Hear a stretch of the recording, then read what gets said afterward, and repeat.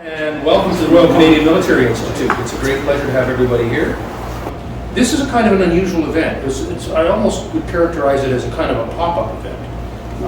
And the reason for that is that this gentleman, who is the professor from Finland, is here for a very short period of time. He's working, and I'm going to let Barbara introduce him more fully in a minute, but he's working up in Thunder Bay and had an opportunity to come to Canada to do some additional research as a result of work with David and one of his colleagues, and then came down to Toronto to visit the Canadian Forces College. And Dr. Barbara J. Falk thought of running this little event at the college, but the college had difficulties in terms of setting it up on short notice. And so she contacted me, and I was very, very pleased that she did. And so here we are. So without further ado, I'd like to turn the floor over to Dr. Falk. Thank you. Hi, thanks to all of you. Thanks to the NATO Association of Canada and the Royal Canadian Military Institute, and to friends, Finnish and Canadian, and those interested, particularly in Finland, which has been a country that I have visited many times and holds a great deal of interest for me. And so pleased to introduce to all of you our guest, Professor Karl Alenius from the University of Oulu in Finland, in northern Finland, I understand, a place I have yet to visit but hope to soon. And thanks also to his colleagues at Lakehead University who made it possible for him to be here in Toronto this evening. How this is going to work today is that I have prepared some questions with some help from colleagues, and you know who you are. And I'm going to ask the professor to please answer, and we'll try to move along at a fairly good clip, and maybe there might be a little bit of time for a few questions from the audience as well at the end. And I'm going to start with a professor of history. I'm going to start historically. I can recall, and I'm betraying my own age here because I came of age during the late Cold War, and at that time the word Finlandization was a pejorative word. And I came to appreciate that somewhat differently when I first traveled to Finland. But can you please explain that Cold War concept from the Finnish perspective? Well, I would say that this concept still evokes strong emotions in Finland. Yes, indeed, it evokes strong emotion in Finland even nowadays. This concept was invented by the West German conservative right in the 1960s, and they wanted to use Finland as a cautionary example of how a small democratic country submits to the will of a greater undemocratic neighbor. And most researchers agree that this did happen in Finland after the Second World War. The process was slow, it took place gradually, but a decisive turning point was in 1956 when Urho Kekkonen was elected president of Finland.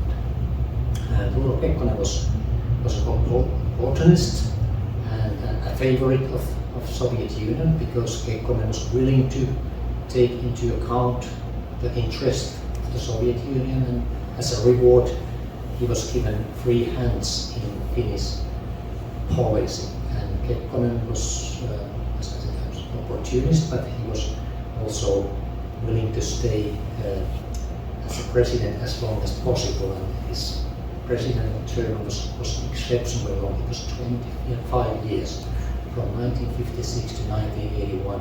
I think that already tells a lot about him and the situation in Finland. That's very helpful. If you're ever in Helsinki, please go visit Kekkonen's residence. It's a very interesting place to visit, and you'll learn all about sauna diplomacy in the process. I often state that in my own teaching at the Canadian Forces College, I often state that Canada has too much geography and not enough history, whereas many smaller European states have too much history and not enough geography. I think Finland is blessed or cursed, I suppose, with both. After Russia's invasion of Ukraine in 2022, there were parallels drawn between that invasion and the Winter War. And I'm wondering if you could talk about how those parallels played out in Finnish society and politics, and how relevant or important you think those parallels are over. Yes, you're quite right that there have been many parallels drawn in Ukraine, in Finland, other countries as far as I know. Well, I think there's much truth behind that. Well, the Russian aggression against Ukraine and the Russian against Finland were very clear examples of how Russia wants to submit neighboring country, and not only submit or occupy but also annex at least some areas or all of the country. And well, I would say that both wars are similar also in the sense that Russia had declared that one of its aims to destroy the cultural existence or national existence of the neighboring country and people. And how useful these parallels are, well, they are evident, but how we would use it and one way to use it, I think the most important point here is that do we want that the fate of Finland in winter war will be repeated again or not? As we remember, and many of you know that Finland received aid from Western countries, weapons, much sympathy, but weapons were partly out of date and they came step by step. It was too few and it was too late. And the end result was that even Finland was able to fight off the Russian aggression in the sense that Russia failed to occupy Finland. But officially Finland was a loser in the war and we lost 10% of our area.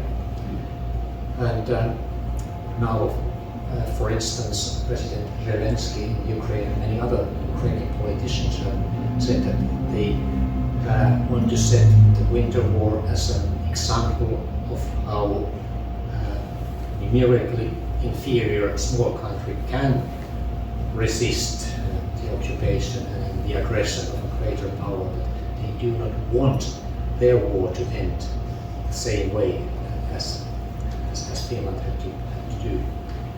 So if we want that Ukraine will win this war and Russia loses, and that's my personal opinion that we should do so, Ukraine must win, Russia must lose, then we must endure and we must dare to win this war that Putin has declared not only against Ukraine but against all Western countries. So that's the lesson we might learn or should learn of this parallel as well.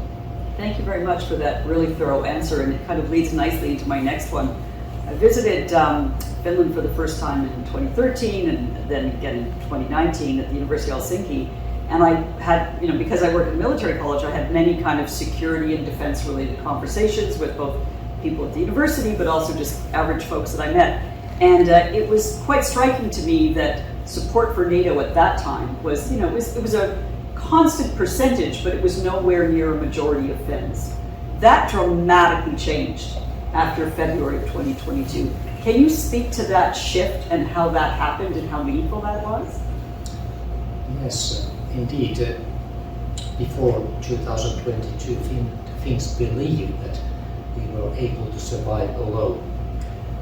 And because during the Cold War, Finland was not able to join NATO. That was one reason behind that. Finns got used to that idea that we don't need anyone. If we stay there on, we don't irritate or provoke Russia, then we will be safe. We want to build good relations with Russia, and if we are nice, then perhaps the Russians are nice towards us as well. So that's what most Finns believed. And even after the Cold War, we wanted first to join the European Union. And another reason why we didn't join NATO was that Finland did not want to belong to the, so to say, to the wrong reference group, because the ex-communist Eastern European countries got joined NATO and the Baltic countries who had been occupied, and Finland wanted to present itself as a Scandinavian country, not a Baltic country, not an ex-communist East European country.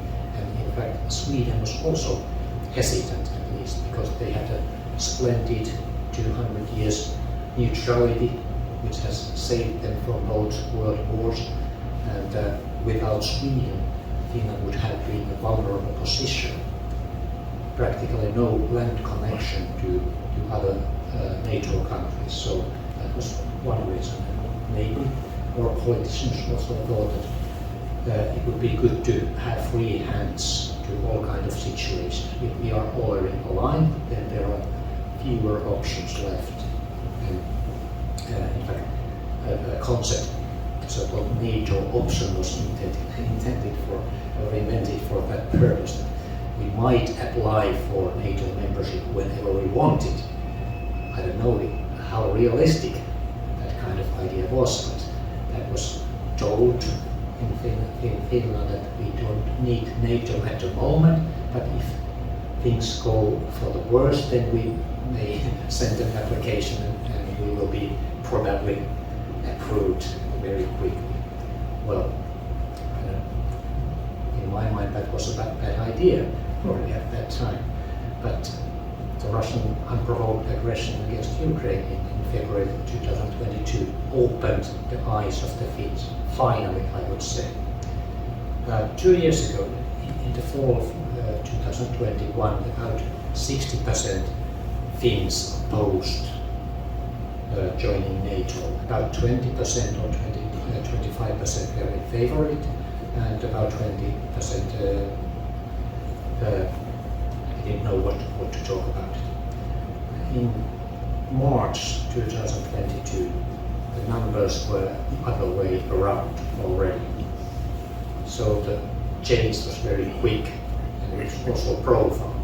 In May, just before we submitted an application to join NATO, more than 80% of the Finns were in favor of membership, and only 10% opposed, and the rest, 10% were somewhere between. And the numbers have stayed the same until this day. So I would say that the Finns are almost unanimous at the moment that it was the right choice. That is a seismic shift in Finnish political culture. I don't know how else you would characterize it. How important was the Sweden-Finland approach to NATO going in together? Yes, it's very important, both for Finland and Sweden. And in the end, the Finns were more eager to join because, as I mentioned, Sweden had been neutral for 200 years. They thought it was a success story for them. I would deny it.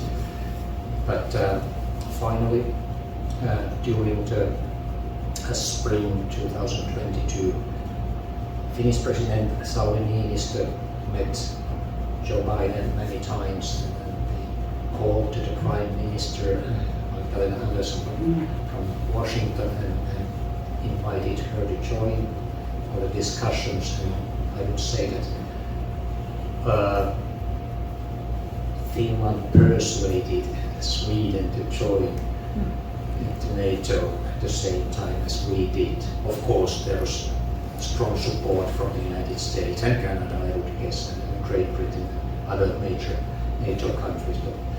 But I would say that Finland played a decisive role also in that. Historically, when you think of the relationship between Sweden and Finland, you think of the idea of Finland playing such a strategic leadership role is both lovely and ironic at the same time.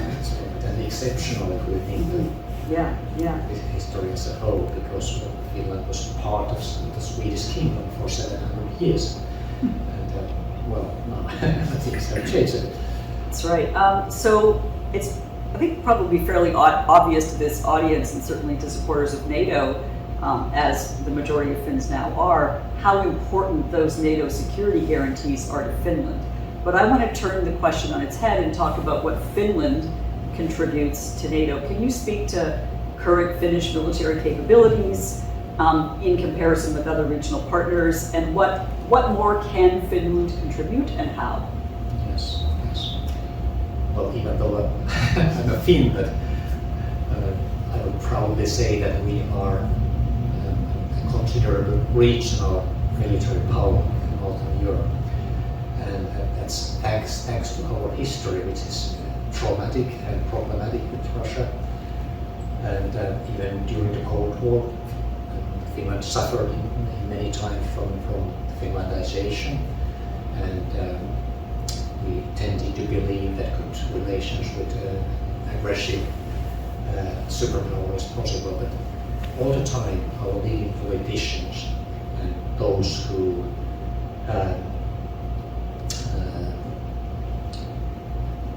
were involved in security questions knew that we must be prepared for everything, and that everything means, of course, again, Russian aggression against Finland that had taken place maybe 50 or 60 times during the last 600 years. So I'm sorry to say it so plainly, but we have never had any other enemies but Russia. And that explains a bit. So we kept our strong army, we kept our compulsory military service for all these citizens, and thanks to that we still have 1.2 million young and middle-aged men who have received military training.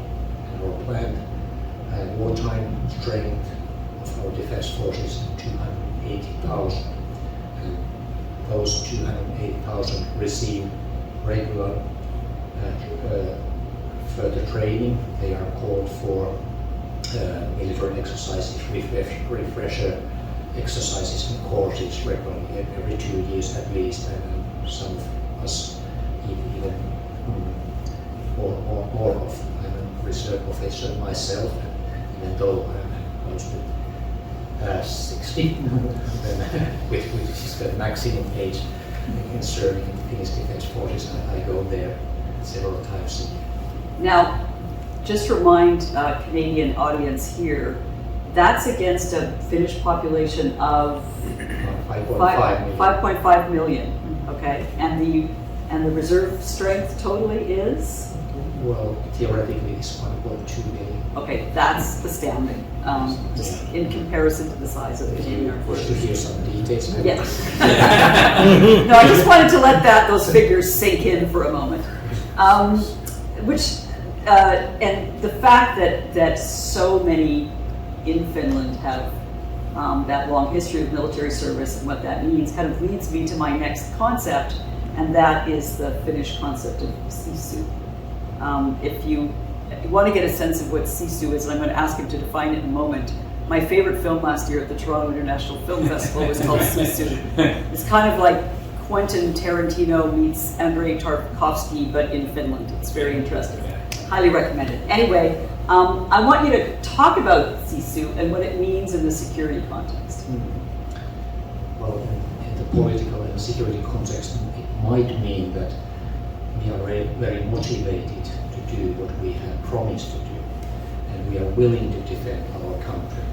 So also the will, according to opinion polls, which are regularly made throughout Europe, Finland again holds the first position. So we are the mostly motivated people to defend our country in case there is a war, even though the end result would be unknown. So more than 80% of the Finns are willing to do their best in that kind of situation. Just for this audience's knowledge, sometimes SISU gets translated as grit or resilience, but I think it's more like resilience to the power of 10. So resilience to the power of 10 plus motivation equals SISU, if I might suggest that as an English translation.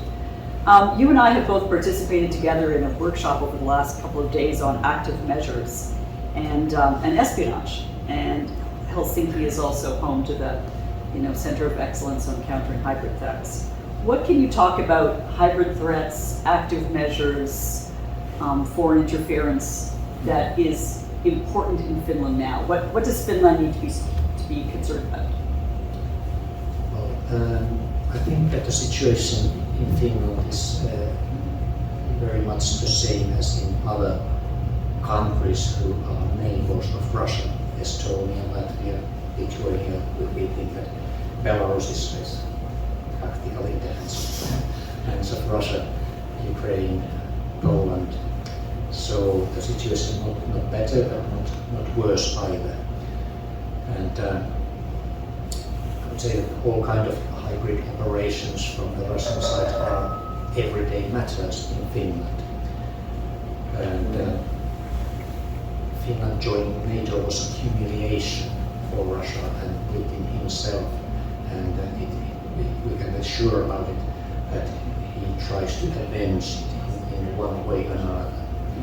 And so far, the countermeasures of Russia have been rather mild, but we have been able to see that, for instance, all kind of cyber attacks against Finnish banks, Finnish media, Finnish institutes, universities and so forth have increased in 2022-2023 if compared with the previous year.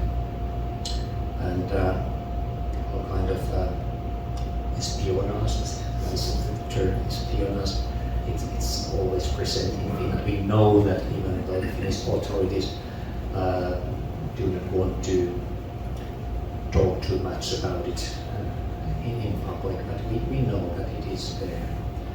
And as a neighbor of Russia, there is one specific threat as well.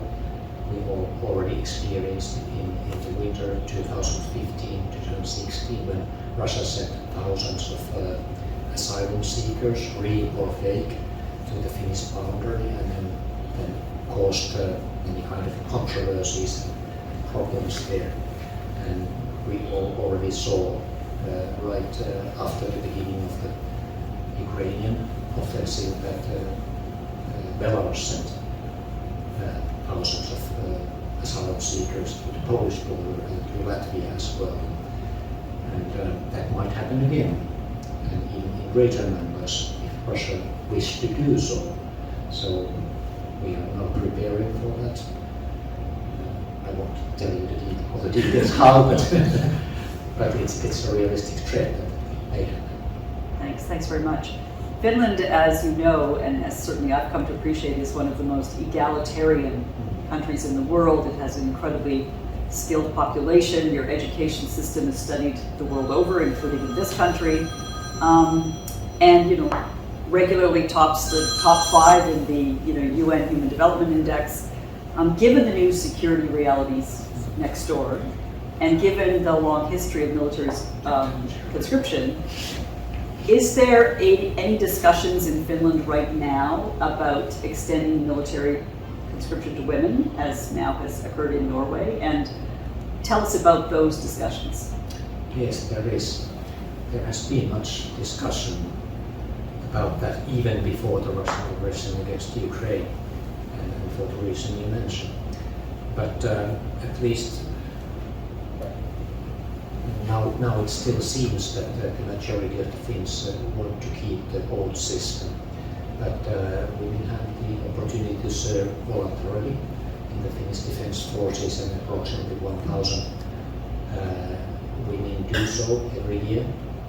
And as some kind of compromise between the two options, or with male conscription or universal conscription, there have been plans, or at least discussion about the possibility that also women would be called for or invited for some kind of event or discussion, or they would be given information about the possibility to serve in the armed forces, and perhaps in that way even more women would be willing to do so. But yes, some Finnish parties have raised the issue lately, but so far there's not enough support from the greater public in Finland or the majority of the Finnish parties. But who knows what will happen in the future? I can see that could be very much an evolving situation. Yes. Both Canada and Finland are Arctic states, and we're supporters and members of the Arctic Council. I say were because there's a whole discussion of whether or not the Arctic Council is close to defunct these days. But what is the future of Arctic cooperation among Arctic states, either including or excluding Russia, given the Ukraine invasion? Yes, that's very difficult to predict, but I would say at least that as long as Vladimir Putin is the leader of Russia or some of his co-ideologists, then it seems very unlikely that that kind of cooperation could continue. And technically speaking, of course, because Russia is now out of the Arctic Council, it cannot work, but as my personal opinion, I would say that the rest of us, we should still continue cooperation and try to do our best. But, well, I wish I could know more about the futures, because we know historians are prophets who look backwards, but are not able to tell the future. This is what happens when a political scientist asks a historian questions. It's really unfair. Okay, I'm going to move on a little bit to our last question, and I think we'll stop the video, but maybe take a few questions from the audience, so we're a small group here. And this is a bit more of a domestic politics question, but I think it has some international resonance because your former Prime Minister Sanoma Martin has really garnered a lot of international attention for her leadership, her youth. She's no longer the Prime Minister, and I would like to probe a little bit how you think the security and defense policies of her government have changed with the current government. And that's part one. And part two is, what are Finns making of her appointment as the strategic advisor to the Tony Blair Institute? Well, when it comes to the possible change in the line, I would say that it is non-existent.